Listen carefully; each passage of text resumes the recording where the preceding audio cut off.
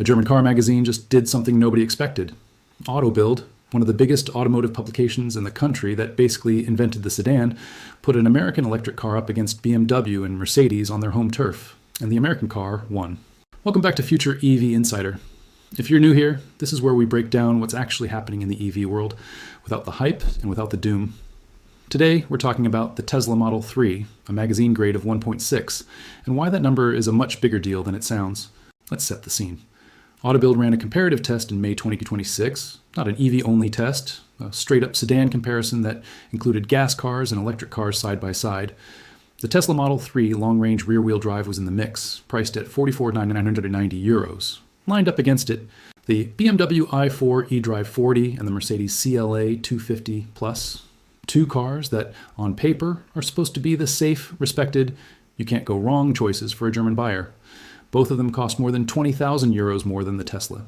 And the Model 3 still came out on top. It scored a 1.6 on the German school grading scale, where a 1 is the best possible mark. That's the equivalent of walking into a test everyone expects you to fail and pulling an A.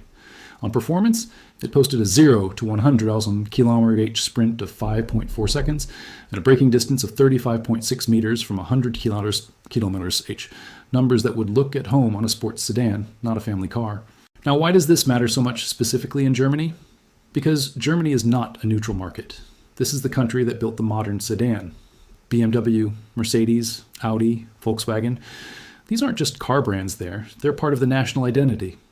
German car magazines have historically leaned toward German engineering, and German buyers have historically been loyal to it. AutoBild's readership skews toward exactly that kind of traditional brand-loyal buyer. So when that specific publication, with that specific audience, ranks an American EV above two German icons, it's not just a product win. It's a credibility win that Tesla could not have bought with any amount of advertising. Let's talk about the story behind this car, because the Model 3 wasn't always the sedan getting this kind of praise. It launched back in 2017 as Tesla's attempt to build something more affordable than the Model S, a car regular people could actually buy, not just early adopters with deep pockets. Elon Musk had talked for years about wanting to hit a $30,000 price point.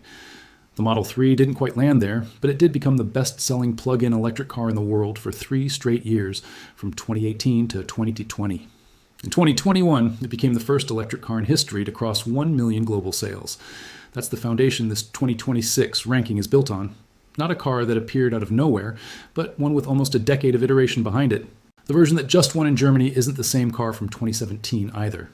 Tesla gave the Model 3 a major refresh, sometimes nicknamed Highland, bringing a quieter cabin, better interior materials, a smoother ride, and more tech for rear passengers. That refresh is a big part of why a car built on a nearly decade-old platform can still outtest brand new German rivals. It's not the newest design on paper, but it's been sharpened enough times that it's still landing punches. So how does a car like this actually win a head-to-head test against premium German competition? A lot of it comes down to something electric cars are just structurally good at: weight distribution and instant torque. An EV's battery sits low and spread across the floor of the car, which lowers the center of gravity and helps with cornering stability. There's no engine block up front and no transmission tunnel running through the cabin, which frees up interior space and simplifies the whole platform. And because electric motors deliver their full torque instantly, without needing to build up RPMs like a gas engine does, acceleration feels immediate rather than building up over a few seconds. That's a big part of how a car in this price range posts a sub 5.5 second sprint that used to be reserved for cars costing twice as much. Here's the part that's genuinely useful if you're shopping in this segment.